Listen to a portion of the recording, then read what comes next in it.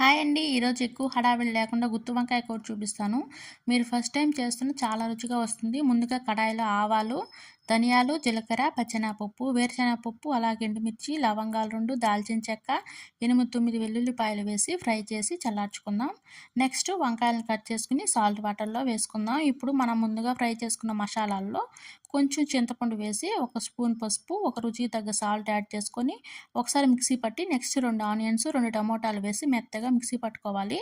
ఇప్పుడు మనం కట్ చేసుకున్న వంకాయల్లో ఈ మసాలాలు స్టఫ్ చేసుకుందాం. నెక్స్ట్ అదే కడాయిలో 4 టేబుల్ స్పూన్ల ఆయిల్ వేసి వేడయ్యాక వంకాయలు వేసి మీడియం ఫ్లేమ్లో 2 వైపులా మగ్గించుకొని మసాలా పేస్ట్ మిగిలి ఉంటుంది కదా, దానిలో ఇంకొంచెం వాటర్ యాడ్ చేసి ఈ వంకాయల్లో వేసి 10 మినిట్స్ ఉడికించుకుంటే మన కర్రీ రెడీ అవుతుంది.